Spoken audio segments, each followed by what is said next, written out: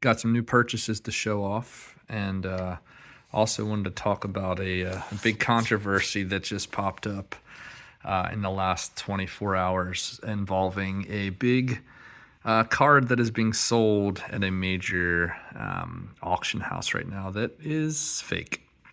To start with, as I mentioned, a couple nice purchases. This is a card I've been looking for. It's a Ian Botham first card, which I've been chasing after the first card or rookie card of the Hall of Famers, and Ian Botham was one of less than 10 that I had left to track down. And I think there's probably a couple people that have been kind of scooping these up, but I was able to grab one.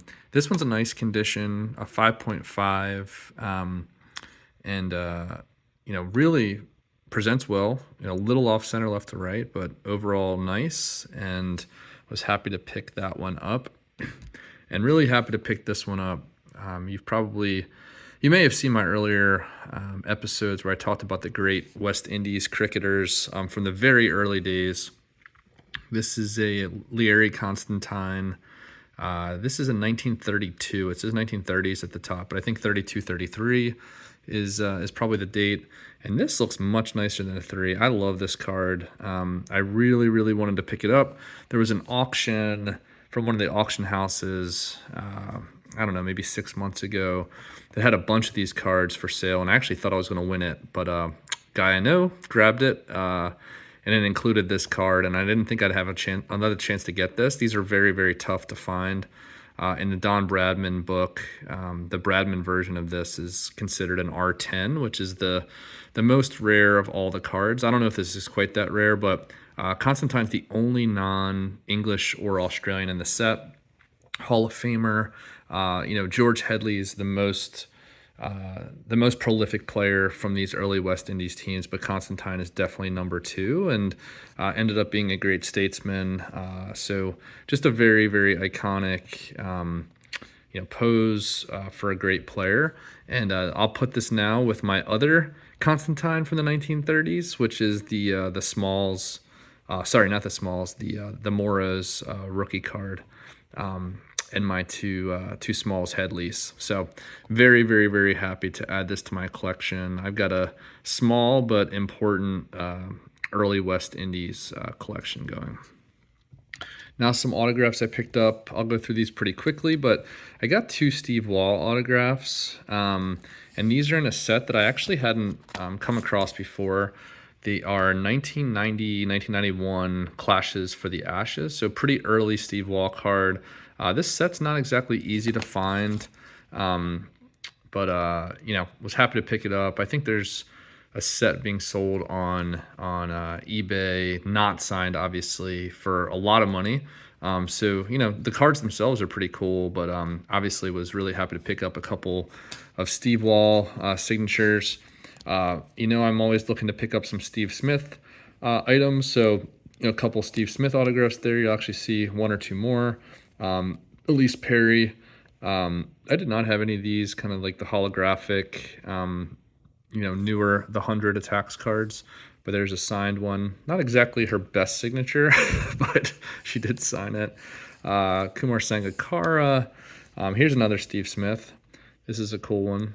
Nice shine on that guy. That is the, what year is that? Is that a 2020? Yeah, 2020 Traders card. Here's a Glenn McGrath auto. This is a cool one. Harry Brook is, arguably the most exciting young player for England. Maybe one of the most exciting young batters in the world. I know there's been some talk about, hey, could he be the next great, fantastic English batter like a Jack Hobbs, or could he even, rival, the very, very greatest like Don Bradman? I wouldn't go that far, but he's very young and he's averaging over 60 already in his young career. He performed pretty well in these Ashes and had some nice scores and showed a lot of maturity. So, this is his rookie card and I got it signed. So that was pretty cool to pick up. One of my first Ponting autographs on card. That was nice. Courtney Walsh, Great West Indies bowler. Another Perry autograph. This one's a little bit better. This is a neat one. So Kumar Sangakkara, this is the very tough to find 2015 golds. So these, even not signed, are nice. They're collectible. This was a very, very low produced set. But yeah, nice signature. It's a little off the edge here. I wish he would have kind of finished that swirl there, but cool signature nonetheless. Another good young English batter, Will Smead, who was actually the first young batter to sign a contract that would say that he would not play Test cricket. He's just playing 20 over cricket. In his contract, it said that, and he said that he's just going to focus on doing that. He was actually the first player in the 100 to score a century. So the first 100 in the 100. So it was kind of cool to pick up a couple of his autographs. I think these are rookie cards actually for him. And a couple more Harry Brooks. So this is the next year. So the first one was the 2021. This is the 2022 base.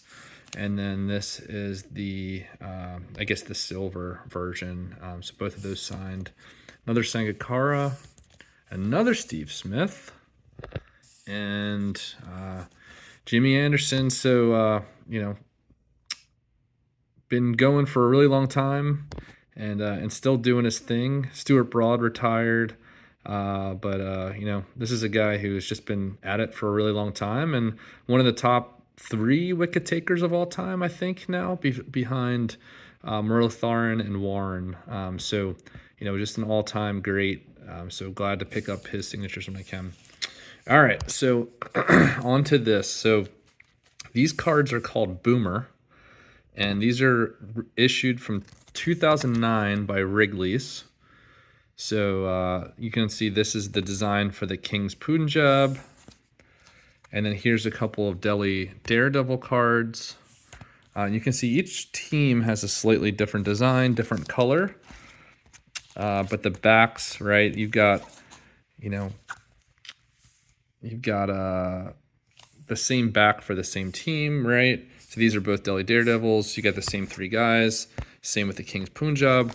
Well, the most famous card from this set is the Virat Kohli, the supposed rookie card. And the legend goes that Kohli's team, which is RCB, or Royal Challengers Bangalore, the legend goes that Wrigley's could not get a contract with that team, so they created some cards that ended up not making it to market, or they were withdrawn, and there's just a handful of them out there and really tough to find. So for a while, me and some other guys were looking for that card and couldn't track it down. There was just a picture on the internet.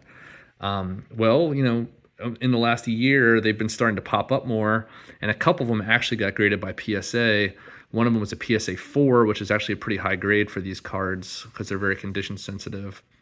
And so a lot of people were kind of looking at this card on Golden. It's on Golden right now, and I was in a message board with a couple guys, and we kind of uncovered that the card is fake. So it is not a legit card, and there's a couple reasons for that. But I'm going to be going probably on Ryan Nolan's Breakout Cards channel to kind of talk through why we think it's fake and what it means for that card in general, right? Are all those cards fake, or is it just 1 or 2 that could be fake?